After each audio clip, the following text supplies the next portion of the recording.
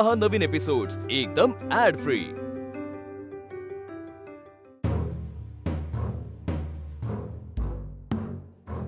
हीच ती बाई, मनगटात जोर जरा जास्तच आहे हिच्या। आम्हाला पण बघू दे की किती जोर आहे तो।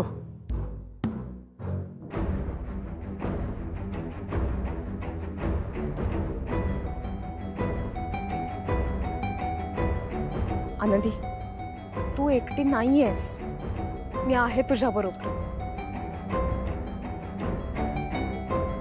असल्या भुरट्या चोरांना घाबरायचं नसतं, त्यांना रडवायचं असतं, मारून पळवायचं असतं। मी सांगते तसं कर कर। आता कुणी येणार नाही तुला वाचवायला। हा, तुला कुणी वाचवण्याची गरज नाहीये, तू समर्थ आहेस। जा, त्यांच्या अंगावर 4 पावलं चालून जा आणि विचार त्यांना, असं एकट्या बाईला त्रास देताना लाज नाही का वाटत? जा।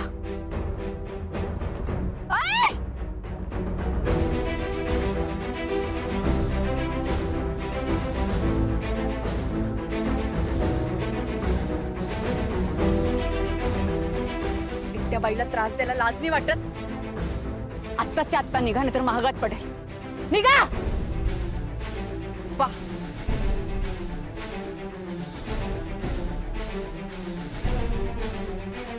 ए ए ए ए थांब, अरे थांब, ये हुई ना बात। अरे अरे नको यार, एकट्या बाईला घाबरताय तुला?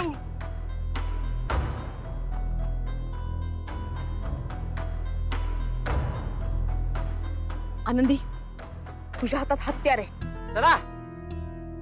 तो म्हणजे तुझा आत्मविश्वास, आणि या हातात पर्स। काढती आणि फिरव गोल गोल आणि मार त्यांना। अरे नको, उद्या बघू आपण। अरे चल, आज काय आमोशा आहे काय? वापर तुझी दोन्ही हत्यार।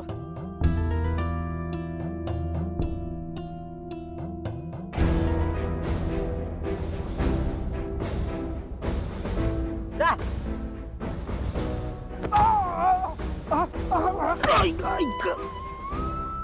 नको नको, ताई नको, ताई नको नको। ये हुई ना बात। माझं आयुष्य मी खूप मेहनतीने कमवते, त्यात तुमच्यासारख्या माणसांना जागा नाही। वाह मेरी शेरनी, भीड़ बिंदास।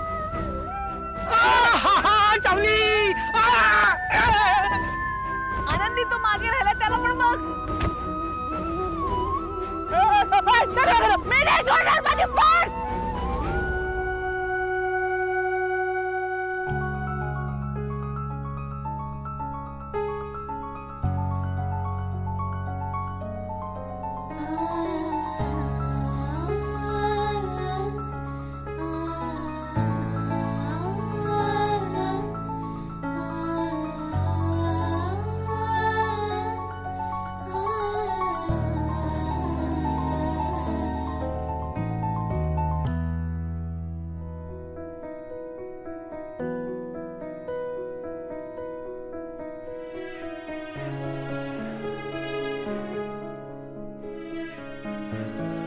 नंदू, अरे किती वाजले, आनंदी अजून आली नाही। तुम्ही ना तिला एकटीला पाठवायलाच नको होती। खरं तर चुकलंच आमचं तर, पण आम्हाला वाटलं ती इकडे तिकडे फिरते, तिला सगळं माहिती असेल। नाही, पण त्या कधी मुंबईमध्ये फिरल्या नव्हत्या, काय लग्ना अगोदर त्या गावीच होत्या नाही का? नंदू, आपल्याला वाटलेलं आनंदी तुझ्या घरी आहे म्हणजे आपण निर्धास्त। अरे पण हे काय होऊन बसलं? हे बघ, आम्हाला सुद्धा काळजी वाटते हो तिची। नाही, मला तसं म्हणायचं नव्हतं की तुम्हाला काळजी नाहीये, पण भीती वाटतेच ना रे। हो ना, पण ती जेव्हा घर सोडून गेली तेव्हा नाही भीती वाटली? तेव्हा कुठे होतीस तू? आई, अरे विचार ना तिला, कुठे होतीस ती? वर्षा, सांग ना तू। वहिनी, अरे आई, वहिनी, आई, वहिनी आल्या। आनंदी, आनंदी, आनंदी, अगं वर्षाताई, तुम्ही इथे? आनंदी तुझ्यासाठी आलीये मी इथे. कुठे होतीस तू इतका वेळ? किती वाजले? तू अजून थोडा वेळ आली नसतीस ना तर मी पोलिसात गेले असते आनंदी. आणि आणि तुझा फोन का लागत नाहीये? सांग काय काय झालंय तुझ्या फोनला? बोल ना. अगं हो हो हो, तिला जरा बसू दे ना. बस बस तू बस बस बस बस बस बस थांब बस. नंदू पाणी आण, पाणी आण, पाणी आण. होतीस तू? किती काळजी वाटत होती गो. नंदू पाणी आण. हो हो आणतो. दे दे. हो. आनंदी, किती लळा लागला या सगळ्यांना तुझं. 8 दिवस झाले नाही तुला इथे येऊन. किती काळजी वाटते यांना तुझी. काय गो, कुठे होतीस तू? घे पाणी पी. केवढी काळजी वाटत होती आम्हाला तुझी. अगं सांग ना काय झालं? हो सांग ना, कुठे होतीस तू? ते वाटेत एका माणसाने पर्स चोरण्याचा प्रयत्न केला. काय? पण मी नाही चोरू दिले माझे पैसे, माझी पर्स. मावशी, हे उरलेले पैसे परत आणले, व्यवस्थित आणले. घ्या. नंदू हो. ही तुझी वहिनी ना रे? हो. तू तर म्हटलं खूप चांगली आहे म्हणून. अगं हो, पण काय झालं आई, त्या उरलेलेच पैसे परत देत आहेत ना. अरे पण एवढा चांगुलपणा दाखवायला सांगते कोण हिला? हिच्या जीवापेक्षा मला पैसा महत्वाचा आहे का रे? मावशी तसं नाही, तुम्ही एवढ्या विश्वासाने मला पैसे दिले होते. मी परत आणायलाच हवे होते पैसे. तुला काय झालं असतं मग? पुन्हा असं नाही वागायचं. लक्षात ठेव. आनंदी, माझा आता पगार झाला ना की मी तुला नवीन फोन घेऊन देते. अशा वेळी उपयोगी पडतो. राहू दे तुझ्याकडे. अहो माझा फोन चालू आहे वर्षाताई. रिपेअरिंगला टाकावं लागेल एवढंच. मला नवीन फोनची गरज नाहीये. चांगला आहे माझा फोन. मला माहितीये तुला का नकोय नवीन फोन. हा आत्ताचा फोन दादानी घेऊन दिलाय ना तुला, म्हणून. बरं ठीक आहे, तू काळजी घे आता. मी निघते, मला उशीर होतोय. चल मी तुला सोडायला येतो. चल येते.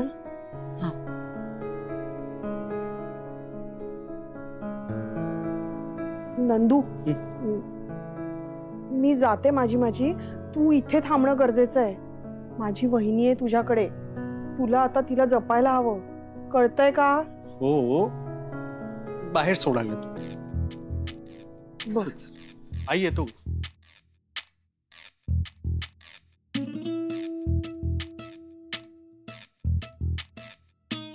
आनंदी, ही नणंद आहे ना तुझी? हो.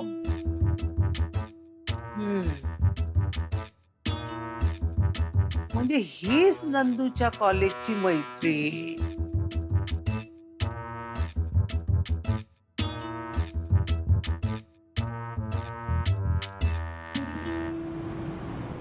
अरे ऑपरेशनची बाई आहे मी, किती काळजी करू रे. पोरगी म्हणजे ना माझी, मला ना फक्त टेन्शन देण्यासाठी जन्माला आली आहे. अजून आलेली नाहीये बघ. मी काय म्हणते, हे असं डोक्याला हात लावून काय होणार आहे का? अरे भाऊ आहेस ना तिचा, बघ ना अजून का नाही आली बघ. तरी सांगत होते राघवा, नको नोकरी करायला देऊ, नको नोकरी करायला. गेली. अजून पहिलं प्रकरण मिटलेलं नाहीये. लोकांची हिम्मत नाही माझ्या तोंडावर बोलायची, पण मागून बोलण्याशिवाय राहतात का ते? आता परत जर रंग उधळले तुझ्या बहिणीने तर कुठं तोंड दाखवू मी? आता या वयात ऑपरेशनची बाई मी, मला नाही सहन होणार आहे. याला काही अर्थ आहे का? हे बघ, आली बघ, आली तुझी लाडाची बहीण. विचार तिला, विचार. आत्ताच्या आत्ता विचार, काय ग बये, कुठे गेली होतीस? विचार. काय विचारायचंय? राघवा विचार. थांबा थांबा थांबा. काय झालं? हो, तो बंद कर. वर्षा, किती वाजले? ही वेळ घरी यायची. तुला उशीर होणार होता तर फोन करून सांगायचं होतंस. आई वाट बघते, मी वाट बघतोय. काय प्रकार आहे हा? बरं, हे आजचं उद्याचं नाहीये. रोज तुला उशीर होतोय. नाही वर्षा, हे चुकतंय. तू या घरात राहतेस, तू माझी जबाबदारी आहेस. जबाबदारीचं तर तू बोलूच नकोस दादा. कारण कोण कोणाची जबाबदारी आहे ना हे तुला कळलंच नाही. आणि ही जबाबदारी नुसती बोलून चालत नाही.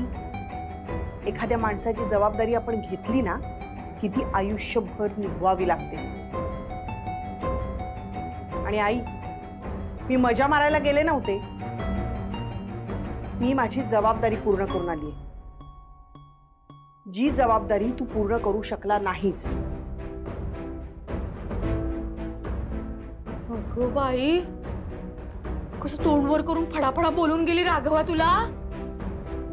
वर्षा, ए वर्षा, काय काय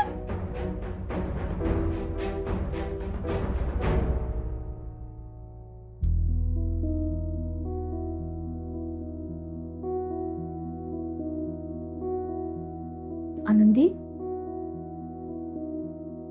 काय बरं वाटत नाहीये का तुला? काय झालंय? रमाताई, मागच्या वेळेस पण असंच काहीसे घडलं होतं ना माझ्यासोबत. तुमच्यामुळे नाही का मी गावाला जायला निघाले होते. मूर्खासारखं बसमधून खाली उतरले. त्यांनी बरोबर शोधून काढलं मला. एवढ्या रात्रीचं बरोबर गाठलं. त्याच्यानंतर किती काळजी घेतली माझी. पण आता एकदम एकटी पडली हो रमाताई. एकटी मुंबईला राहील, सगळं व्यवस्थित सांभाळ असा आत्मविश्वास होता मला, म्हणून गावाहून मुंबईला निघून आले रमाताई. जेव्हा माणसाला एकटेपणा जाणवतो ना रमाताई, तेव्हा माणूस खूप दुखावला जातो, त्रास होतो त्याला. आता मला तर सतत एकटेपणा जाणवत राहणार ना रमाताई. सतत ह्याचा त्रास होत राहणार, एकटेपणा पोचत राहणार. आनंदी, हा एकटेपणा जाणवत राहिला, तू एकटी थोडीच आहेस. मी आहे ना आता तुझ्या बरोबर. आणि सगळ्यात महत्वाची गोष्ट म्हणजे तू आज जे काही केलंस ना, ते तू एकटीनं केलंयस. राघव असता तुझ्या बरोबर तर तू काय करू शकते तुला जाणवलं असतं का? तुझ्यात केवढी ताकद आहे तुला कळलं असतं का? आनंदी, हे बघ, मी नव्हते तुझ्या बरोबर तेव्हा त्या माणसाला तू एकटीनं परतवून लावलंस की नाही? हो की नाही? तुझ्यासाठी तुझ्या माणसांच्या वस्तूंची किंमत एवढी आहे की अचानक तुझ्या ताकद आली. तो माणूस तुझ्याकडनं पर्स घेण्याचा प्रयत्न करत होता, पण तू दिलीस का पर्स? नाही ना. राघव असता तुझ्या बरोबर तर तुझ्यात एवढी हिंमत आहे तुला कळलं असतं का? रडत रडत त्याला फोन केला असतास आणि सांगितलं असतास की मला घ्यायला ये. तुझ्यात हिंमत आहे ही जाणीव तुला कधी झाली, कशामुळे झाली? तर तुझ्या एकटेपणामुळे झाली. आनंदी, तू खूप खंबीर आहेस, तुझ्यात खूप ताकद आहे, याची तुला जाणीव नव्हती इतके दिवस, पण आता झाली आहे ना तुला ही जाणीव. तुझ्या या अवस्थेत मी तुझ्या बरोबर आहे, तुला नाही एकटं पडू देणार मी.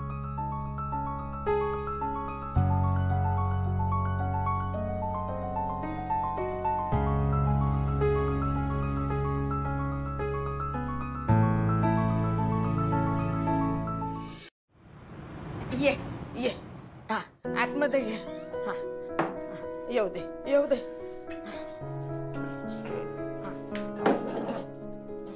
ये तुला बसव.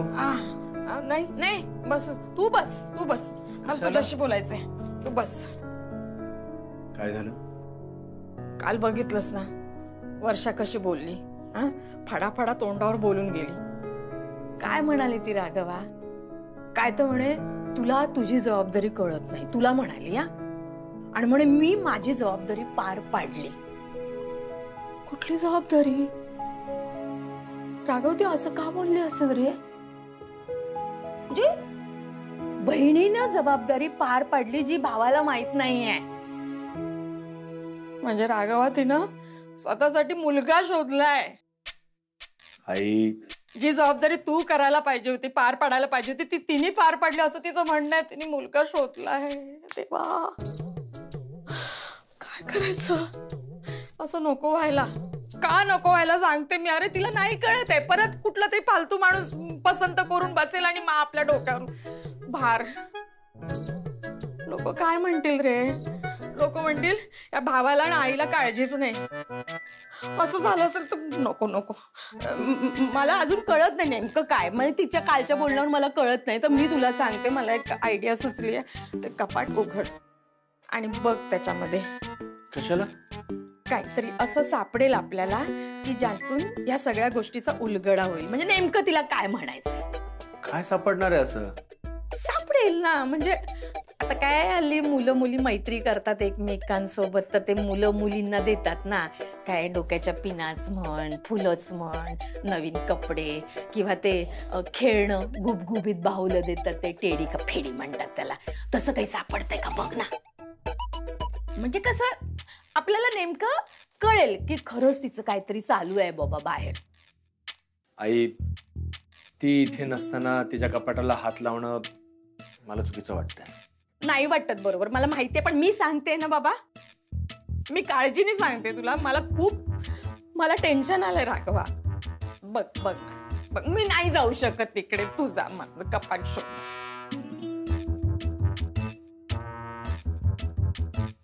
है ना? हा.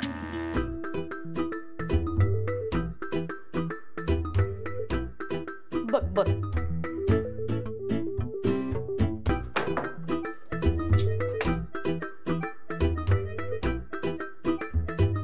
आई, कपडेच आहेत. अगं बाई, काही असं हे असं डोक्याला लावायचं, तिथे लावतात ते पोळी, काय आहे का बघ ना.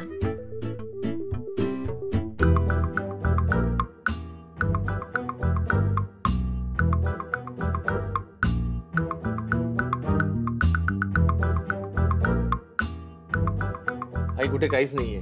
बघ ना जरा, बघ वर खाली बघ ना जरा बाळा.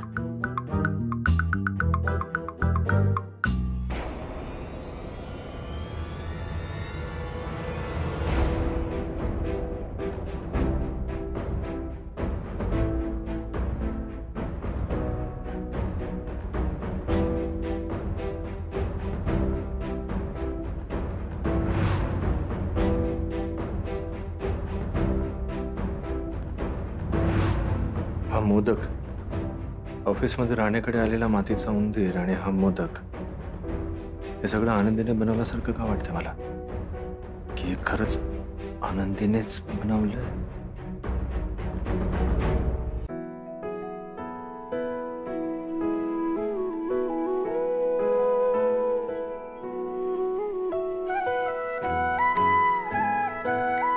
पाटील, देव, अहिरे, मामपुले, आज ह्यांच्याकडे जाऊन येते. आनंदी, काय करायचंय सांग ना. कुठून सुरुवात करूया? मला पण बघू दे ना. तू कशा काय ऑर्डर मिळवतेस, कशी काय लोकांची मनं जिंकतेस, बघायचंय मला. आणि तुला सांगू का, आपण कुठून सुरुवात करायची हे पण सांग. म्हणजे लांबून सुरुवात करायची का जवळून सुरुवात करायची? तू पडवलंस ग तू, पण गिरलंच ना शेवटी तुला आणि तुझ्या पर्सला. माझी पर्स. मला वाटतं ना आपण लांबूनच सुरुवात करूया. हा चल चल. अगं चल आनंदी. रमाताई, आज मी बाहेर गेले आणि पुन्हा माझ्यासोबत कालसारखं झालं तर? आता काल मी गेले होते सामोरे, पण पुन्हा असंच झालं तर मी हे सगळं म्हणजे काल सारखंच परत झालं तर या विचारानं तू आज बाहेर नाही पडणार. मग उद्याचं काय आणि परवाच कसं होणार माझ्याच्यानी सगळं या विचाराने तू आयुष्यभर घरातच बसणार आहेस का? तर राघवकडे परत जाणार आहेस आणि जो काही मार्ग निवडलायस तिथून मागे फिरणार आहेस का परत? नाही नाही रमाताई, मी तसा विचार नाही करत आहे. मग कसला विचार करतेस आनंदी? मृत्यूनंतर सुद्धा मी तुमच्या बरोबर इथे का आहे याचं ध्येय मला कळत नव्हतं. मला माहितीये मी तुला खूप दुखावलंय, माझ्यामुळे तुझ्या आयुष्यात खूप अडचणी निर्माण झाल्या आहेत, माझ्यामुळे खूप त्रास झालाय तुला माहितीये मला. पण आता मला माझ्या इथे असण्याचा हेतू कळलाय. तुला तुझ्या प्रवासात मदत करणं, तुला तुझ्या पायावर उभं राहण्यासाठी मदत करणं. आतापर्यंत माझ्यामुळे तुला खूप त्रास झालाय, खूप दुखावली गेलीस तू, त्या सगळ्याची परतफेड म्हणून की काय, पण मला हे सगळं करण्याची संधी दे. हे बघ आनंदी, जिथे जिथे तुझी पावलं अडखळतील तिथे तिथे मी तुझ्या सोबत आहे. या प्रवासात तू एकटी नाहीयेस, मी आहे तुझ्या बरोबर. आता हा प्रवास आपण दोघींनी मिळून करायचा.